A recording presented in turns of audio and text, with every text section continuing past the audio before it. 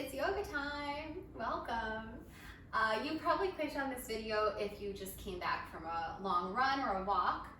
You're in the right place. I have a great little yoga sequence you can do for after you've been on your legs for a while and maybe the hips are feeling a little achy and the legs are just kind of talking to you and upset with you. So this will be a nice little sequence you can do to release tension in the legs and just get into the hips and open up the hips a little bit more.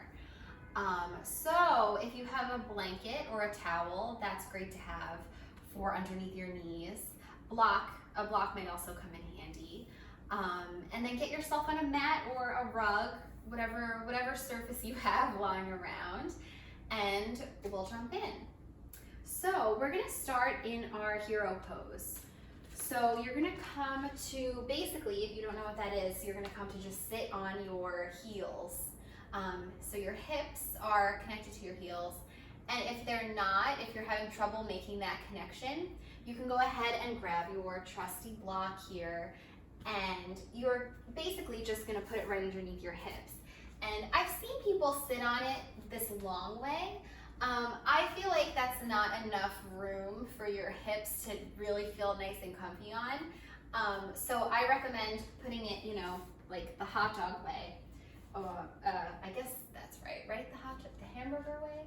The long way, the long rectangular way. So it's nice and comfy underneath both of your hips. You might not need that at all. You can also sit on a blanket. You can put the blanket underneath your whole situation here if your knees are tender. Otherwise, if you're okay here, just come to sit and do whatever feels right with the palms, so up or down, or if it feels natural for you to bring your palms to a prayer, that's also great. And then come to sit here, take some nice deep breaths. Also notice if you've just come back from a run or from doing a lot of crazy stuff in the world and you're kind of not able to settle and be in like a meditative state, that's okay too. Just being in this position might help inspire that feeling, right?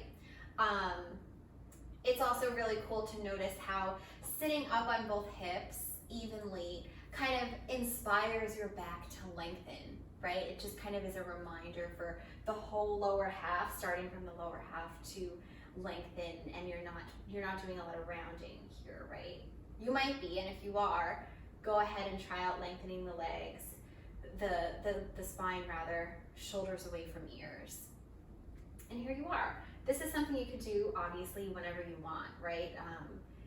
A great little kind of just check-in place, a home-based place to just be and not necessarily feel like you need to settle the mind and be in total meditation, right? You can just be in this nice space, even if you're not mentally feeling like super chilled out, right? Because that doesn't happen a lot at all. Cool. So hero pose. Let's take a couple of quiet breaths here together. Inhaling through the nose, exhaling, inhaling, exhaling. Great. So from here, we are going to move into probably one of my least favorite yoga poses, and I think a lot of people will agree. Maybe I'm wrong, but what you're gonna do is what a lot of yoga teachers and yogis call toe mashers. So before you get freaked out, if you don't know what that is, it's basically just sitting up on your tucked toes. So if you can see here, my toes are tucked underneath now. And you're basically sitting back, your hips are sitting back onto your heels so that you'll feel right away there's pressure in the toes. And the idea is that this is stretching out and opening up the toes and opening the soles of the foot, because how often are you stretching out the soles of your feet, right? Probably almost never, unless you toe mash a lot like this. So here we are in our toe mash. It's a lot. That's why you just kind of have to maybe talk through it, or just kind of get yourself through it. And this is something that maybe is inaccessible for you or for a lot of people, which is totally understandable. One way you can make it a little less intense is to put a block rather right underneath your two knees. So you'll find, you'll find it just kind of takes the downward pressure off of your toes, even though your toes are still tucked underneath you. This kind of brings the weight more into the balls of the foot rather than right on your little piggies, right? So now we're here with the block underneath our knees, more on the balls of our feet, but still getting that stretch in the toes. If you want to give it a good couple of breaths without the block, good on you. I'm going to see if I can do it. Again, keeping length in the spine here and sending breath into your toes. A couple of breaths.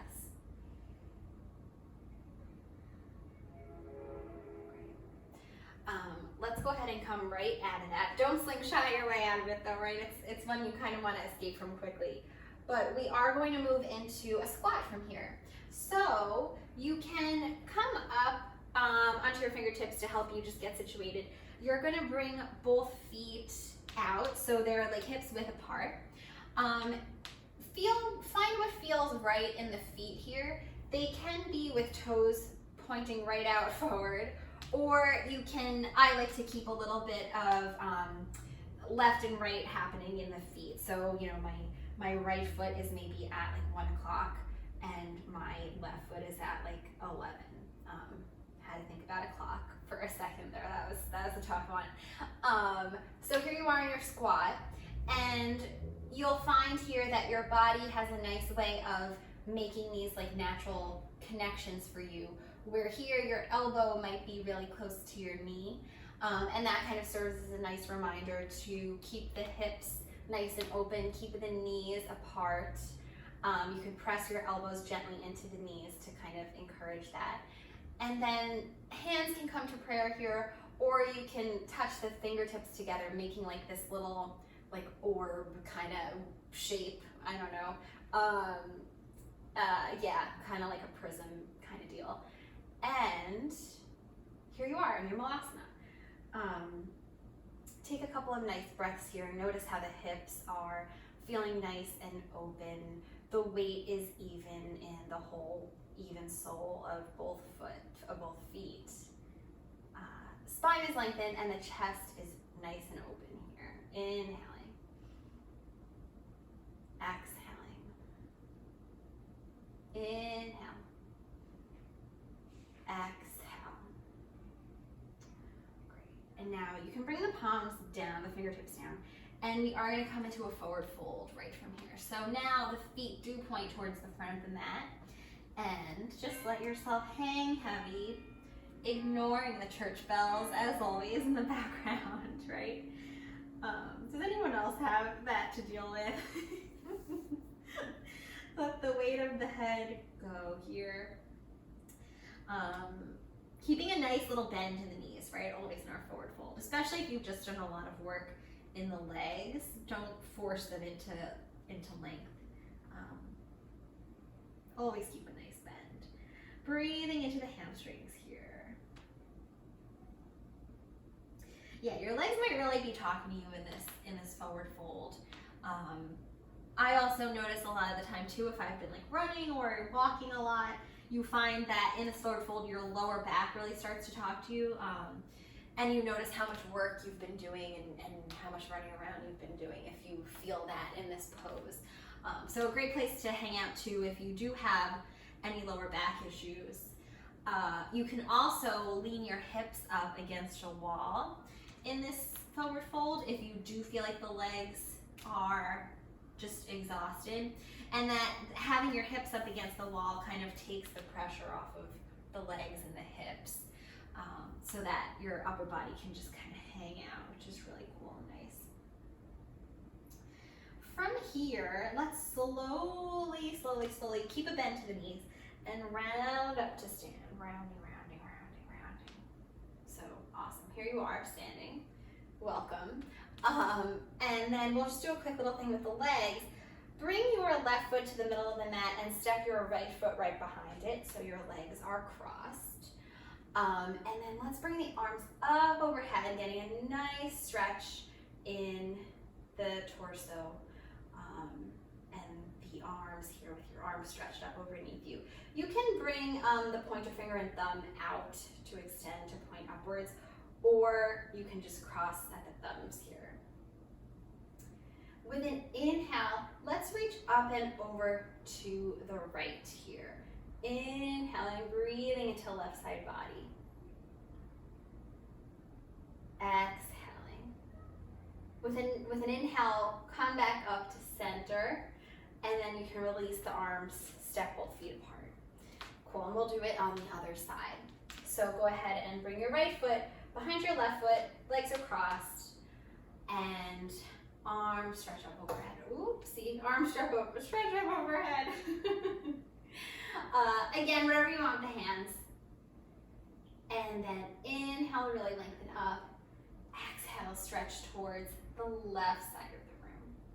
Yeah, pressing weight into the right foot, right? Because that might want to lift off the ground.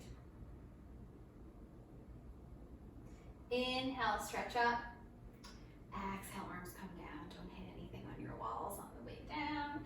Cool, and then bring your feet as they were next to each other, and then we'll roll ourselves down into forward fold. Great, let's take a half lift to reorganize the spine. Nice flat back here. And lower it down. And now we're gonna come into a down dog, so you can walk the hands out. And just come to check out downward dog. We're just kind of passing through for this little sequence that we're doing. Great, and let's lift the right leg up and back behind us. And then step it through, so the right foot is right next to your right thumb. And I'm gonna pat up my back knee for where we're going next. So you might wanna grab your blanket or your towel and put it right underneath your left knee. And then from here, let's keep our fingertips on the ground, or a great place to have two blocks underneath your hands. And just think about lengthening the spine here.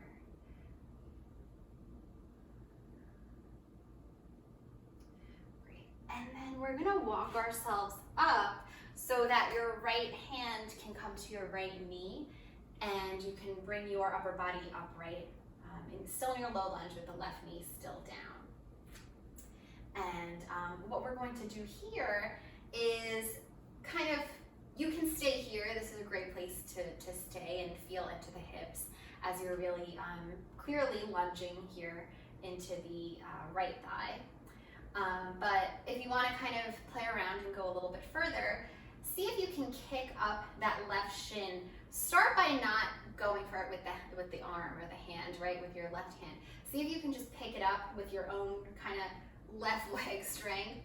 And then once you've got it as far as you can go, reach back behind you with the left hand and grab the outside of the left foot. And then your choice here, if you want to play around with both of these options, what you can do is kick into the left foot, and also at the same time, while you're getting your balance, pull and push at the same time. So you're pulling with the left hand, pushing with the left foot. And you'll find that that kind of opens up a lot in the front left thigh. And also you're just really working the strength of the leg here. Or if you want to kind of get a nice good juicy stretch, juicy, every yoga teacher says juicy. I'm trying to not do that, but it is a juicy stretch.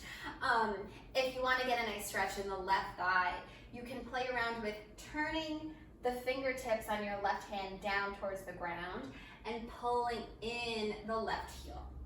If you're doing that, you also want to bring your left hip to meet the left heel a little bit. So we're not in a situation where we're just like forcing in this left foot into our thigh, into our left hip rather.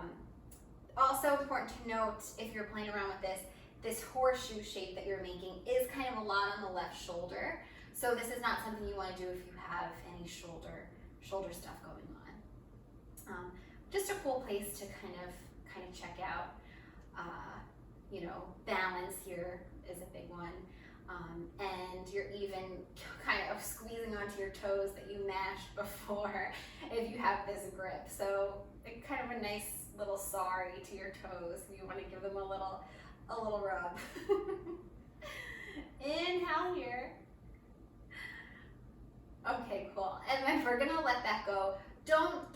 yourself out of that one. Just kind of release the left shin, bring the hands down, and come right back into your down dog. And we're gonna take that on the other side.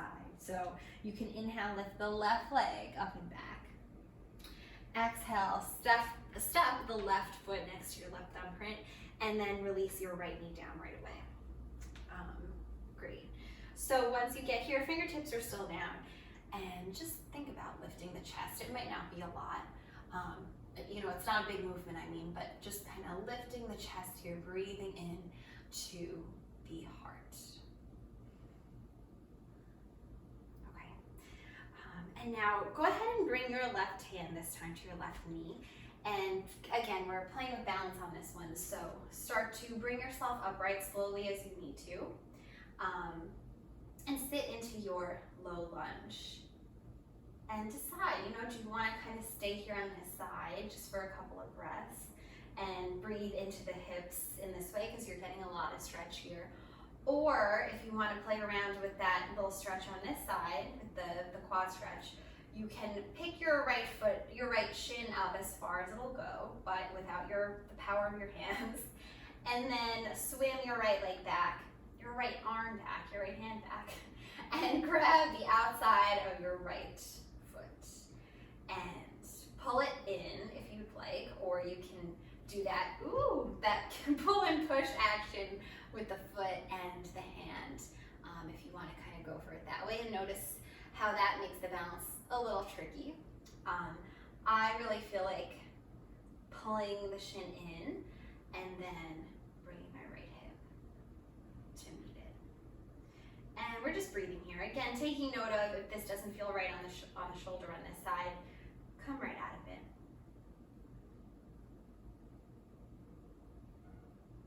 Great. And then we will come out of that. And you can bring your fingertips back down to the ground. And then let's step back into our down dog. And then you can just lower the knees and bring your legs out long in front of you. Just as kind of a little final farewell for this little sequence that you did, you can, we'll stretch out the hamstrings a little bit, right?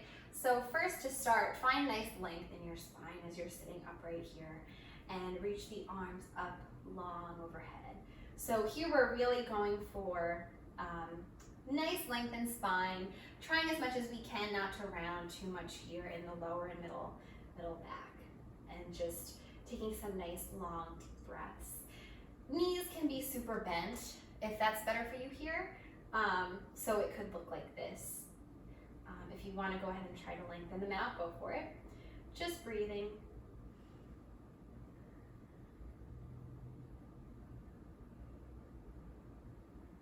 And eventually you will exhale and start to fold at the hip creases forward.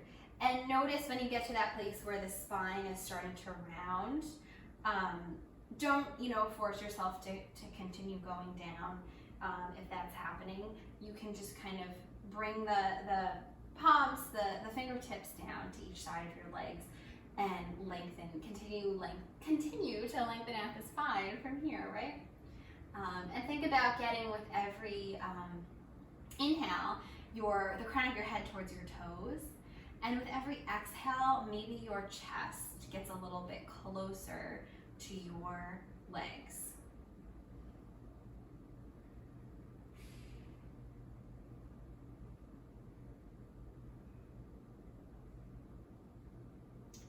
And then maybe eventually you do want to hold on to the feet. And you can then allow the spine to round after you've played around with that a little bit. And think about lengthening the crown of the head towards the toes and releasing more towards the legs.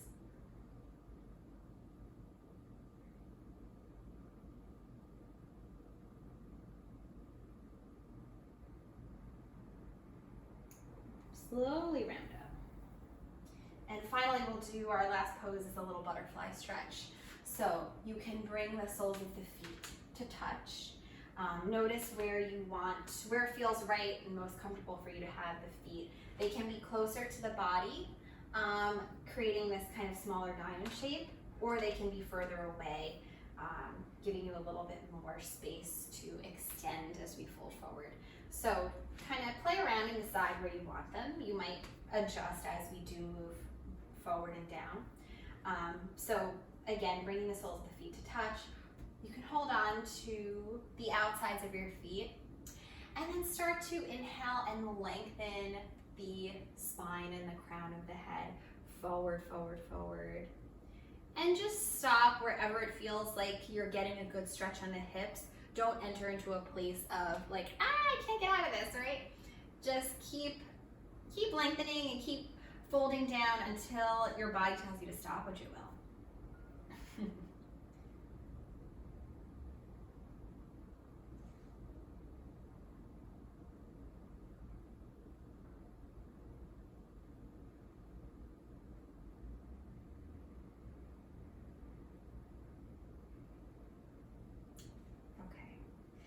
And then we will round ourselves up and come to seated.